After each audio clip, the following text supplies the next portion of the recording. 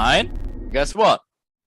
Our guy Abraham Lincoln, I hope everyone knows who he is, right? He even had the secrets back then. I don't even know what time it was, right? So what did he say? He said, if I only had an hour to choop, right? So of course he knew the lit source back then, huh? So to choop down a tree, I would spend the first 40 minutes to sharpening my axe. So guess what? What does it mean? What do I even want to say with that?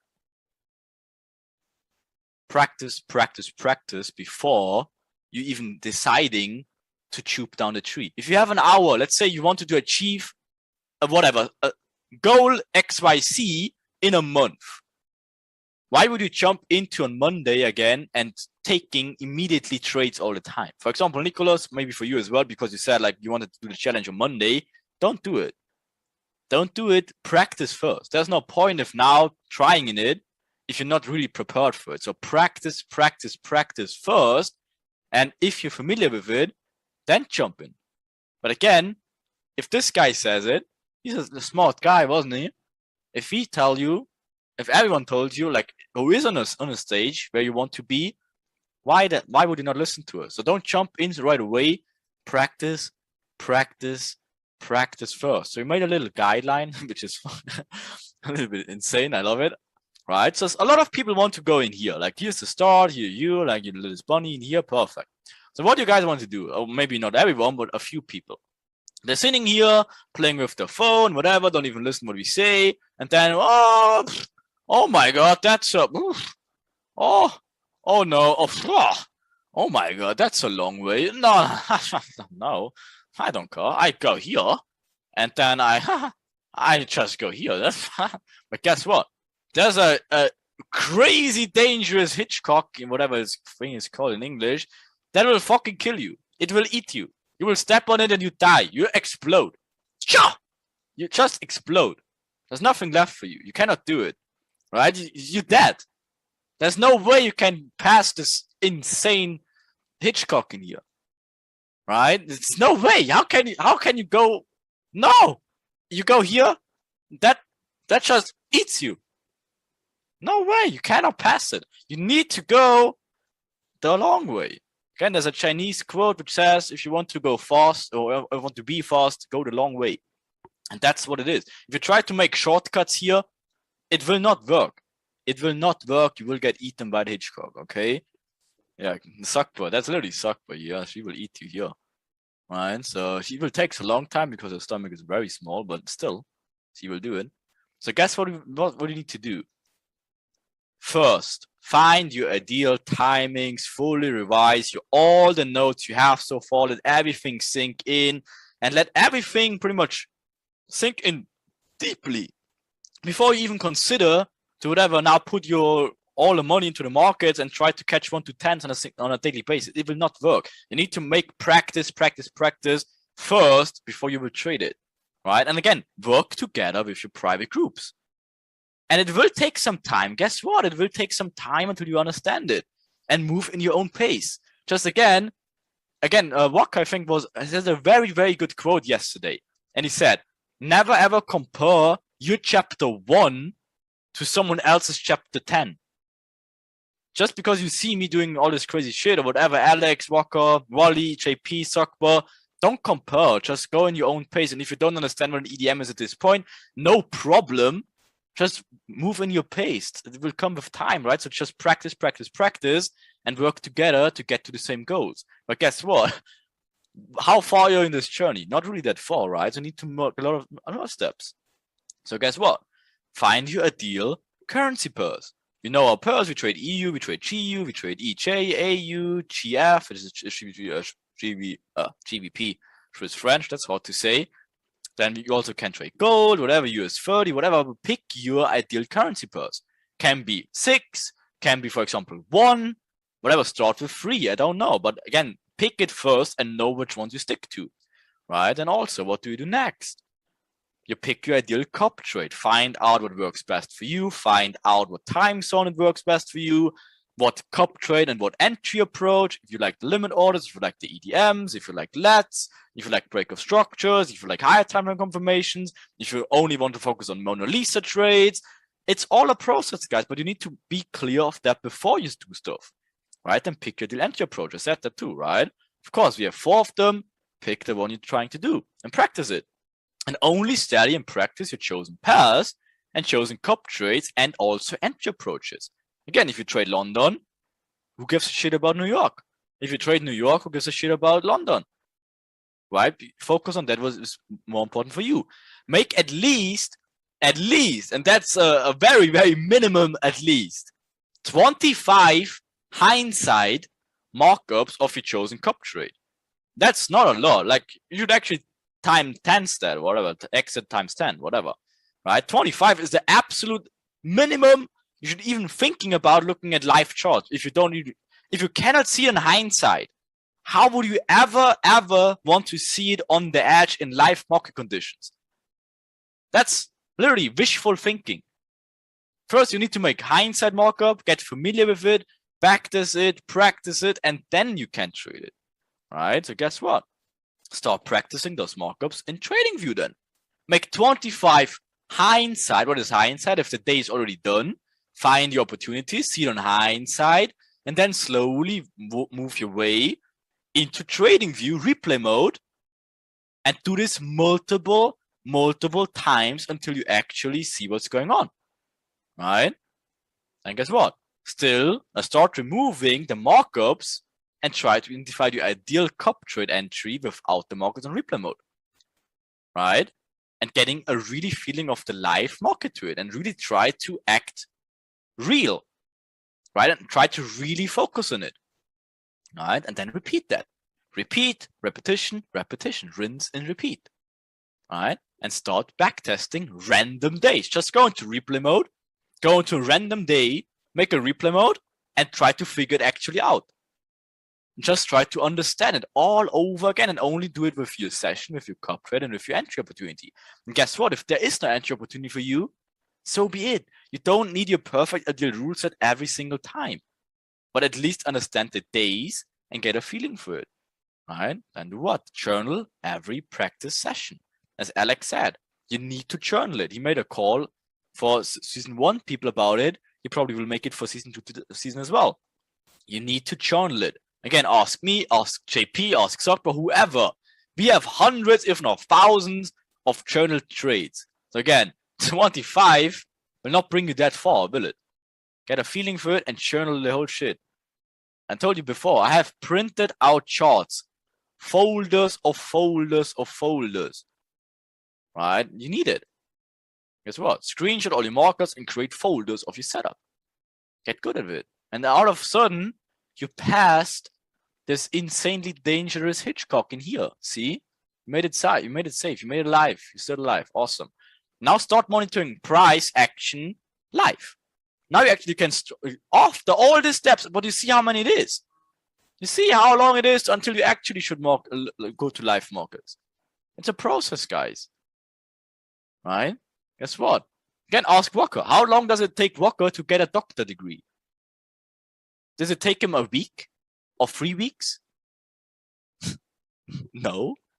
So how would it be for you trading wise? You think just because you know it, what's going on now, do you think like you will be ping pong in the market all over the place after 3 weeks? It will not work. So put in this step-by-step guidance we give you, and then of course dig into it, right? And guess what? Start practicing your cup trade entries with paper accounts. Use demo accounts first. There's no point in starting live trading right away. I mean, personally, if you ask me personally, I would actually recommend you do live small accounts, just because again, trading is psychology. If you trade a demo account, yeah, whatever, fucking lost 59%, who the fuck cares? But if it's a live account, at least you're getting a little bit better feeling. But again, we talked about it in a group, obviously, and we recommend you paper accounts first, right? But my personal recommendation is to start a live small account, get a better feeling for it. But again, our group decision is to paper accounts first, okay?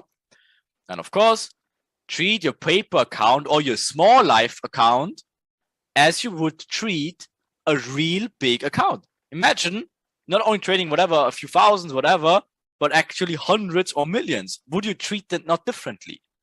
Would you risk like 5% on a 100, whatever, even a million or 10 million account? Would you ever do it? No, you would not. So why you treat a paper account or a small live account different? It's all preparation before you actually really moving into the big numbers. But you need to be prepared. You need to make a discipline about using the risk management, using your checklist, using the guidelines, using the tools, using everything, and get ready for it. Then what? Start getting used to the execution helper. That's a must. Risk management is a must. If you don't use it, there's no way you will get into the big numbers. Risk management is the most important aspect. That's why we give you the execution helper, right? So get used to it. And once you get access to the Lit app, right, you can practice in there as well, which gives you another variation of practicing tools, right? And there will be so much more in the Lit app, which will help you further on, right? The checklist, whatsoever. So always use that. And guess what? Use your checklist every time and start to make them more detailed. Make them more detailed. See what works best for you, adjust stuff, whatever, include stuff all the time, but replicate and use it. JP showed you very well how to use them with mastery. That's where you need to go. And all of a sudden, the whole thing seems a little bit more logic to you, right? So create habits, routines for your trading. We talked about it. Habits, repetition, getting your life pretty much together, all that stuff. Knowing when to look at charts, when not to look at charts, knowing when to backtest, knowing what to do, and all that stuff. That's all habits you need to do. And then you can start using free FTMO challenges for realistic practice with analysis. Because again, treat this demo, whatever FTMO account, how you would read the real challenge. And do this 3 times. And once you pass the demo, whatever, 3 times, guess what? Then you're probably well prepared to actually now achieving your goals. But that's a process. That's a step-by-step process. If you want to make a shortcut here, it will be very hard. So just do it. And guess what? If you actually are on this stage here, you're getting funded, whatever, maybe you have big accounts already, guess what? Is it the end now? No. It is literally the beginning. It is the beginning after that. But guess what? All this way needs to be done before that. And only after that, the real journey begins. That's why, first of all, your journey begins, like in terms of your achievements, you whatever, taking our money, like whatever, out of markets, getting into lit futures programs, working together with us, and what's whatever. But then the journey begins. But you see, there's a whole journey first you need to do. And never forget, ever again, like, if you cannot fly, then do what? Then just run. And if you cannot run, then just walk. And if you cannot walk, then just crawl. But at least go this map forward. At least move forward. Again, it's not a race. If there's 100 people in this bootcamp in here, it's not like who achieves whatever, 1 million first. No, move on your own pace. And again, just follow it. Just move forward. Doesn't matter how long it takes. And guess what? We got you back. So that's why we have the Discord. That's why we have the channels. That's why we have Sensei. That's why we have all the checklists, the tools, the rule sets. Everything is here for you. Right? But just trust the process. Right? So before we doing some time for some trading view fun, is there any questions though about that? Or is that clear about the journey or whatsoever? Reem, I have a question. Actually, 2 questions. Of course. The first question, you said it, JP has said it, Wakara said it, and others have said it. What exactly is mastering the pair entail? Are you looking at when it moves the most, how much pips it moves per day? Like, what exactly is mastering a pair? The second question is more or less for JP. That map that Reem just showed, would that be on Sensei? Sorry, last question? The roadmap you just showed? Would that be in Sensei? Yeah, be sure. I mean, depending on if you want the animations or if you make it a little bit different, but yeah, that can be of course posted in the Discord. Okay. Also, I want to give you the more detailed like maps for the daily cycle variations and the cheat sheets, whatever, the starter kits and stuff. So you have the more detailed version because now you have only the whatever watered down version because you're in the beginning, whatever. But of course, you will get the more detailed one as well. And then also JP just confirmed it. So yeah, that's no problem. And to answer the first question, mastering a pair is just like every pair acts a little bit different. And the concepts are always the same, but if you really stick to one pearl, like truthfully, then you will actually understand like what's the behavior. For example, gold is really like wicky. It's not really nice with mitigations. It gives like really not nice inducements, but that's just the behavior. If you understand that a little bit better and getting a feeling for that pair, it seems a little bit now off topic, but it's like asking a race driver. He's really getting used to his personal car, and if you drive someone else's car, it's a little bit weirder. But if you drive the same car over and over again, you're getting a better feeling. And that's exactly the same with pairs as well. Again, for example, if you trade AUD USD, for example, we trade that as well. But guess what? As it's AUD in there, the Australian dollar, that can have pushes in Asia session as well, as of course AUD, or of course like the Australian dollar, that moves in Asia session. So there can be inducements, whatever, in Asia, and you need to get used to that as well, because sometimes you have the inducement in Asia and not in London, for example. So it's all about the characteristics of a pair and getting really used to that specific characteristics. Same thing with EJ. Sometimes can have an inducement in Asia and stuff like that. So that's why it's important to pick your preferred pair and then stick to it. And don't switch like pairs all the time. For example, I really love GBP Swiss franc, right? Because it's just amazing. A lot of people are like, whatever, don't think it is. But just pick your favorite pair and you will discover very early that you will like one pair, funnily enough, more than the other. But you will figure that out yourself. We cannot tell you what works best for you. That's why you need to start using a few. We give you like a guideline. We give you EU, GU, AUD, EJ, then GBP Swiss franc, and gold and US 30, and then you just pick what you think works best for you and then stick to it. Okay, but most people use GU because it's actually the cleanest, including myself. But if you don't like it, then there's multiple other options. But that's mastering a pair. Just really sticking to it, finding the special characteristics and understanding the intentions of this specific pair.